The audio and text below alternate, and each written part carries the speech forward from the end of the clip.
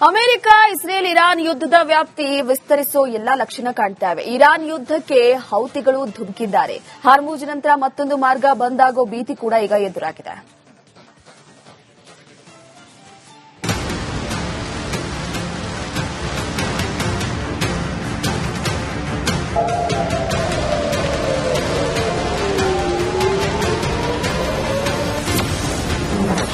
Iran ಪರ ಯುದ್ದಕ್ಕೆ entry ಆಯಿತು Yaman. US Israel ಸಂಘರ್ಷಕ್ಕೆ ಕೊಟ್ಟ ಎಚ್ಚರಿಕೆ ಏನು? ಮಧ್ಯಪ್ರಾಚ್ಯದಲ್ಲಿ ಯುದ್ಧ ಮತ್ತಷ್ಟು ಭೀಕರ ರೂಪಕ್ಕೆ ತಿರುಗ್ತಾ ಇದೆ. ಯಮನ್ನ ಬಹುತೇಕ ಭಾಗವನ್ನ ತನ್ನ ಹತೋಟಿಯಲ್ಲಿಟ್ಟುಕೊಂಡಿರುವಂತಹ ಹೌತಿ ಬಂಡುಕೋರರು ಇಸ್ರೇಲ್ ಮೇಲೆ ಬ್ಯಾಲಿಸ್ಟಿಕ್ ಕ್ಷಿಪಣಿಗಳ ಮಳೆಯನ್ನ ಸುರಿಸ್ತಾ ಇದ್ದಾರೆ. ಇರಾನ್ ಬೆಂಬಲಿತ ಈ ಪಡೆಗಳು ಇಸ್ರೇಲ್ ಮಿಲಿಟರಿ ನೆಲೆಗಳನ್ನೇ ಗುರಿಯಾಗಿಸಿ ದಾಳಿಯನ್ನ ಮಾಡಿವೆ.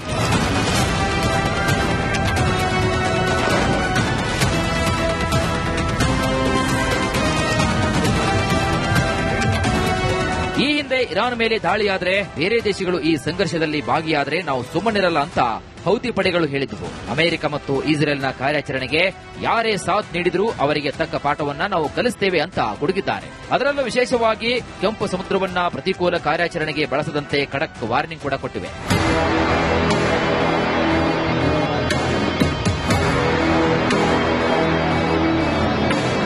ಹೌತಿ ಪಡೆ ಇಸ್ರೇಲಿ ಮಿಲಿಟರಿ ನೆಲೆಗಳ ಮೇಲೆ ಬ್ಯಾಲಿಸ್ಟಿಕ್ ಕ್ಷಿಪಣಿಯನ್ನ ಹಾರಿಸಿರುವುದಾಗಿ ಹೇಳಿಕೊಂಡಿದೆ. ಇನ್ನು ಲೆಬನಾನ್, ಇರಾನ್ನ ಶಿಯಾ ಮಿತ್ರ ರಾಷ್ಟ್ರಗಳು ಈಗಾಗಲೇ ಪ್ರಾದೇಶಿಕ ಸಂಘರ್ಷದಲ್ಲಿ ಸೇರಿಕೊಂಡಿವೆ. ಈಗ ಹೌತಿ ಹಸ್ತಕ್ಷೇಪದಿಂದ ಬಾಬೆಲ್ ಮಂಡೇಬ್ ಜಲಸಂಧಿಯನ್ನ ಮುಚ್ಚುವ ಅಪಾಯವಿದೆ. ಮತ್ತೊಂದು ಮಾರ್ಗ ಬಂದ್.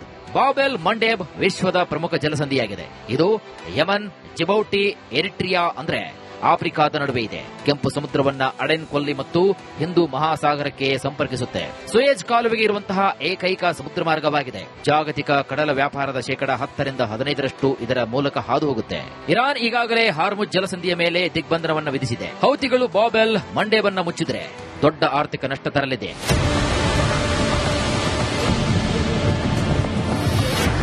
ಯಮನ್ನ ಇರಾನ್ ಬೆಂಬಲಿತ ಹೌತಿ ಬಂಡುಕೋರರು ಮಧ್ಯಪ್ರಾಚ್ಯ ಯುದ್ದದ ಆರಂಭವಾದ 1 ತಿಂಗಳ ನಂತರ ಎಂಟ್ರಿಯಾಗಿದ್ದಾರೆ. ಹೌತಿಗಳ ಎಂಟ್ರಿಯಿಂದಾಗಿ ವಾರ್ಗೆ ಹೊಸ ತಿರುವು ಸಿಕ್ಕಂತಾಗಿದೆ. Bureau report, Republic Kannada.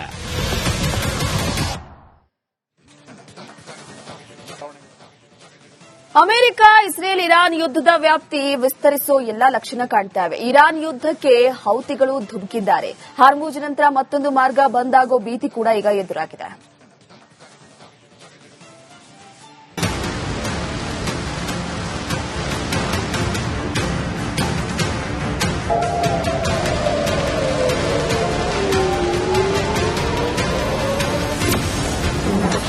Iran ಪರ ಯುದ್ದಕ್ಕೆ ಎಂಟ್ರಿ ಆಯಿತು ಯಮನ್. ಯುಎಸ್ ಇಸ್ರೇಲ್ ಸಂಘರ್ಷಕ್ಕೆ ಕೊಟ್ಟ ಎಚ್ಚರಿಕೆ ಏನು? ಮಧ್ಯಪ್ರಾಚ್ಯದಲ್ಲಿ ಯುದ್ಧ ಮತ್ತಷ್ಟು ಭೀಕರ ರೂಪಕ್ಕೆ ತಿರುಗ್ತಾ ಇದೆ. ಯಮನ್ನ ಬಹುತೇಕ ಭಾಗವನ್ನ ತನ್ನ ಹತೋಟಿಯಲ್ಲಿಟ್ಟುಕೊಂಡಿರುವಂತಹ ಹೌತಿ ಬಂಡುಕೋರರು ಇಸ್ರೇಲ್ ಮೇಲೆ ಬ್ಯಾಲಿಸ್ಟಿಕ್ ಕ್ಷಿಪಣಿಗಳ ಮಳೆಯನ್ನ ಸುರಿಸ್ತಾ ಇದ್ದಾರೆ. ಇರಾನ್ ಬೆಂಬಲಿತ ಈ ಪಡೆಗಳು ಇಸ್ರೇಲ್ ಮಿಲಿಟರಿ ನೆಲೆಗಳನ್ನೇ ಗುರಿಯಾಗಿಸಿ ದಾಳಿಯನ್ನ ಮಾಡಿವೆ.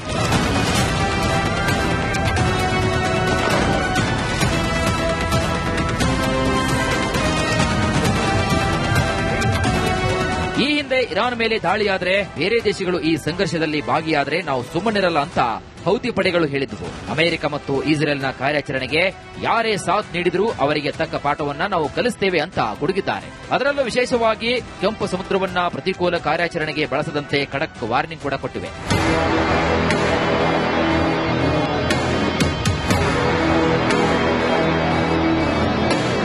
ಹೌತಿ ಪಡೆ ಇಸ್ರೇಲಿ ಮಿಲಿಟರಿ ನೆಲೆಗಳ ಮೇಲೆ ಬ್ಯಾಲಿಸ್ಟಿಕ್ ಕ್ಷಿಪಣಿಯನ್ನ ಹಾರಿಸಿರುವುದಾಗಿ ಹೇಳಿಕೊಂಡಿದೆ. ಇನ್ನು ಲೆಬನಾನ್, ಇರಾನ್ನ ಶಿಯಾ ಮಿತ್ರ ರಾಷ್ಟ್ರಗಳು ಈಗಾಗಲೇ ಪ್ರಾದೇಶಿಕ ಸಂಘರ್ಷದಲ್ಲಿ ಸೇರಿಕೊಂಡಿವೆ. ಈಗ ಹೌತಿ ಹಸ್ತಕ್ಷೇಪದಿಂದ ಬಾಬೆಲ್ ಮಂಡೇಬ್ ಜಲಸಂಧಿಯನ್ನ ಮುಚ್ಚುವ ಅಪಾಯವಿದೆ. ಮತ್ತೊಂದು ಮಾರ್ಗ ಬಂದ್. ಬಾಬೆಲ್ ಮಂಡೇಬ್ ವಿಶ್ವದ ಪ್ರಮುಖ ಜಲಸಂಧಿಯಾಗಿದೆ. ಇದು ಯಮನ್, ಜಿಬೌಟಿ, ಎರಿಟ್ರಿಯಾ ಅಂದ್ರೆ ಆಫ್ರಿಕಾದ ನಡುವೆ ಇದೆ. ಕೆಂಪು ಸಮುದ್ರವನ್ನ ಅಡೆನ್ ಕೊಲ್ಲಿ ಮತ್ತು ಹಿಂದೂ ಮಹಾಸಾಗರಕ್ಕೆ ಸಂಪರ್ಕಿಸುತ್ತೆ. ಸುಯೇಜ್ ಕಾಲುವೆಗೆ ಇರುವಂತಹ ಏಕೈಕ ಸಮುದ್ರ ಮಾರ್ಗವಾಗಿದೆ. ಜಾಗತಿಕ ಕಡಲ ವ್ಯಾಪಾರದ ಶೇಕಡ 10 ರಿಂದ 15ರಷ್ಟು ಇದರ ಮೂಲಕ ಹಾದು ಹೋಗುತ್ತೆ. ಇರಾನ್ ಈಗಾಗಲೇ ಹಾರ್ಮುಜ್ ಜಲಸಂಧಿಯ ಮೇಲೆ ದಿಗ್ಬಂಧನವನ್ನು ವಿಧಿಸಿದೆ. ಹೌತಿಗಳು ಬಾಬೆಲ್ ಮಂಡೇಬನ್ನ ಮುಚ್ಚಿದ್ರೆ ದೊಡ್ಡ ಆರ್ಥಿಕ ನಷ್ಟ ತರಲಿದೆ.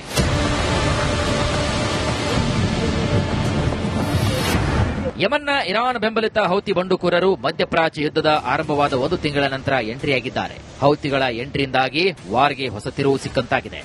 Bureau report, Republic Kannada.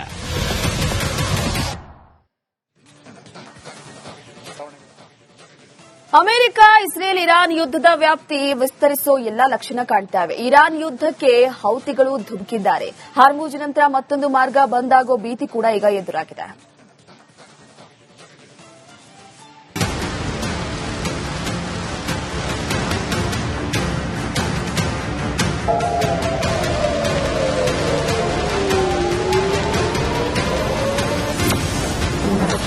Iran ಪರ ಯುದ್ಧಕ್ಕೆ ಎಂಟ್ರಿ ಆಯಿತು ಯಮನ್.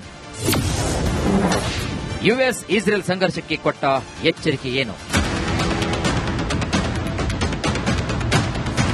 ಮಧ್ಯಪ್ರಾಚ್ಯದಲ್ಲಿ ಯುದ್ಧ ಮತ್ತಷ್ಟು ಭೀಕರ ರೂಪಕ್ಕೆ ತಿರುಗ್ತಾ ಇದೆ. ಯಮನ್ನ ಬಹುತೇಕ ಭಾಗವನ್ನ ತನ್ನ ಹತೋಟಿಯಲ್ಲಿಟ್ಟುಕೊಂಡಿರುವಂತಹ ಹೌತಿ ಬಂಡುಕೋರರು ಇಸ್ರೇಲ್ ಮೇಲೆ ಬ್ಯಾಲಿಸ್ಟಿಕ್ ಕ್ಷಿಪಣಿಗಳ ಮಳೆಯನ್ನ ಸುರಿಸ್ತಾ ಇದ್ದಾರೆ. ಇರಾನ್ ಬೆಂಬಲಿತ ಈ ಪಡೆಗಳು ಇಸ್ರೇಲ್ ಮಿಲಿಟರಿ ನೆಲೆಗಳನ್ನೇ ಗುರಿಯಾಗಿಸಿ ದಾಳಿಯನ್ನ ಮಾಡಿವೆ.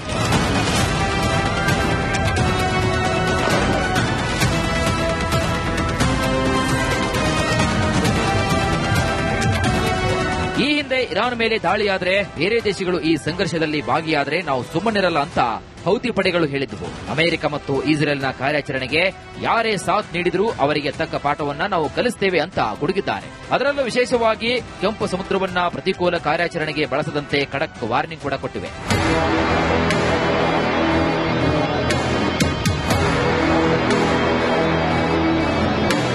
ಹೌತಿ ಪಡೆ ಇಸ್ರೇಲಿ ಮಿಲಿಟರಿ ನೆಲೆಗಳ ಮೇಲೆ ಬ್ಯಾಲಿಸ್ಟಿಕ್ ಕ್ಷಿಪಣಿಯನ್ನ ಹಾರಿಸಿರುವುದಾಗಿ ಹೇಳಿಕೊಂಡಿದೆ. ಇನ್ನು ಲೆಬನಾನ್, ಇರಾನ್ನ ಶಿಯಾ ಮಿತ್ರ ರಾಷ್ಟ್ರಗಳು ಈಗಾಗಲೇ ಪ್ರಾದೇಶಿಕ ಸಂಘರ್ಷದಲ್ಲಿ ಸೇರಿಕೊಂಡಿವೆ. ಈಗ ಹೌತಿ ಹಸ್ತಕ್ಷೇಪದಿಂದ ಬಾಬೆಲ್ ಮಂಡೇಬ್ ಜಲಸಂಧಿಯನ್ನ ಮುಚ್ಚುವ ಅಪಾಯವಿದೆ. ಮತ್ತೊಂದು ಮಾರ್ಗ ಬಂದ್.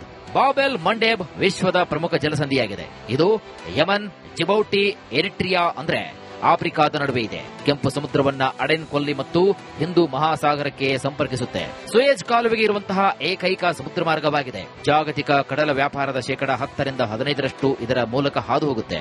ಇರಾನ್ ಈಗಾಗಲೇ ಹಾರ್ಮುಜ್ ಜಲಸಂಧಿಯ ಮೇಲೆ ದಿಗ್ಬಂಧನವನ್ನ ವಿಧಿಸಿದೆ. ಹೌತಿಗಳು ಬಾಬೆಲ್ ಮಂಡೇಬನ್ನ ಮುಚ್ಚಿದ್ರೆ ದೊಡ್ಡ ಆರ್ಥಿಕ ನಷ್ಟ ತರಲಿದೆ.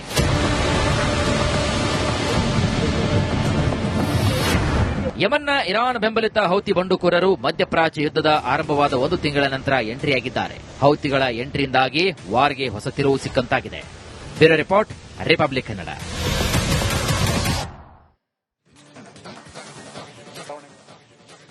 ಅಮೆರಿಕ, ಇಸ್ರೇಲ್, ಇರಾನ್ ಯುದ್ಧದ ವ್ಯಾಪ್ತಿ ವಿಸ್ತರಿಸೋ ಎಲ್ಲಾ ಲಕ್ಷಣ ಕಾಣ್ತಾವೆ. ಇರಾನ್ ಯುದ್ಧಕ್ಕೆ ಹೌತಿಗಳು ಧುಮುಕಿದ್ದಾರೆ. ಹಾರ್ಮುಜ್ ನಂತರ ಮತ್ತೊಂದು ಮಾರ್ಗ ಬಂದಾಗೋ ಭೀತಿ ಕೂಡ ಈಗ ಎದುರಾಗಿದೆ.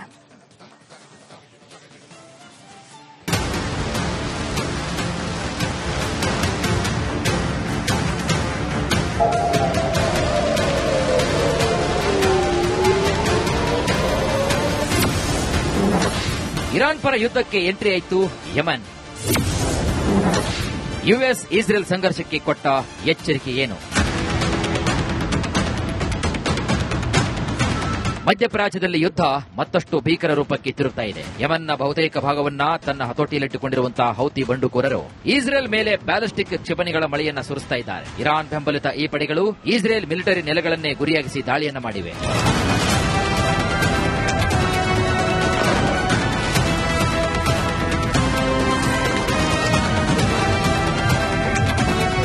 ಈ ಹಿಂದೆ ಇರಾನ್ ಮೇಲೆ ದಾಳಿಯಾದ್ರೆ ಬೇರೆ ದೇಶಗಳು ಈ ಸಂಘರ್ಷದಲ್ಲಿ ಭಾಗಿಯಾದ್ರೆ ನಾವು ಸುಮ್ಮನಿರಲ್ಲ ಅಂತ ಹೌತಿ ಪಡೆಗಳು ಹೇಳಿದ್ದವು. ಅಮೆರಿಕ ಮತ್ತು ಇಸ್ರೇಲ್ನ ಕಾರ್ಯಾಚರಣೆಗೆ ಯಾರೇ ಸಾಥ್ ನೀಡಿದರೂ ಅವರಿಗೆ ತಕ್ಕ ಪಾಠವನ್ನ ನಾವು ಕಲಿಸ್ತೇವೆ ಅಂತ ಗುಡುಗಿದ್ದಾರೆ. ಅದರಲ್ಲೂ ವಿಶೇಷವಾಗಿ ಕೆಂಪು ಸಮುದ್ರವನ್ನ ಪ್ರತಿಕೂಲ ಕಾರ್ಯಾಚರಣೆಗೆ ಬಳಸದಂತೆ ಖಡಕ್ ವಾರ್ನಿಂಗ್ ಕೂಡ ಕೊಟ್ಟಿವೆ.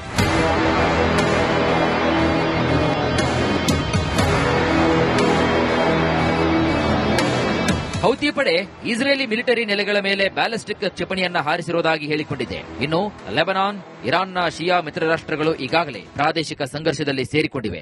ಈಗ ಹೌತಿ ಹಸ್ತಕ್ಷೇಪದಿಂದ ಬಾಬೆಲ್ ಮಂಡೇಬ್ ಜಲಸಂಧಿಯನ್ನ ಮುಚ್ಚುವ ಅಪಾಯವಿದೆ. ಮತ್ತೊಂದು ಮಾರ್ಗ ಬಂದ್. ಬಾಬೆಲ್ ಮಂಡೇಬ್ ವಿಶ್ವದ ಪ್ರಮುಖ ಜಲಸಂಧಿಯಾಗಿದೆ. ಇದು ಯಮನ್, ಜಿಬೌಟಿ, ಎರಿಟ್ರಿಯಾ ಅಂದ್ರೆ ಆಫ್ರಿಕಾದ ನಡುವೆ ಇದೆ. ಕೆಂಪು ಸಮುದ್ರವನ್ನ ಅಡೆನ್ ಕೊಲ್ಲಿ ಮತ್ತು ಹಿಂದೂ ಮಹಾಸಾಗರಕ್ಕೆ ಸಂಪರ್ಕಿಸುತ್ತೆ. ಸುಯೇಜ್ ಕಾಲುವೆಗೆ ಇರುವಂತಹ ಏಕೈಕ ಸಮುದ್ರ ಮಾರ್ಗವಾಗಿದೆ. ಜಾಗತಿಕ ಕಡಲ ವ್ಯಾಪಾರದ ಶೇಕಡ 10 ರಿಂದ 15ರಷ್ಟು ಇದರ ಮೂಲಕ ಹಾದು ಹೋಗುತ್ತೆ. ಇರಾನ್ ಈಗಾಗಲೇ ಹಾರ್ಮುಜ್ ಜಲಸಂಧಿಯ ಮೇಲೆ ದಿಗ್ಬಂಧನವನ್ನು ವಿಧಿಸಿದೆ. ಹೌತಿಗಳು ಬಾಬ್ ಎಲ್ ಮಂಡೇಬ್ ಮುಚ್ಚಿದ್ರೆ ದೊಡ್ಡ ಆರ್ಥಿಕ ನಷ್ಟ ತರಲಿದೆ.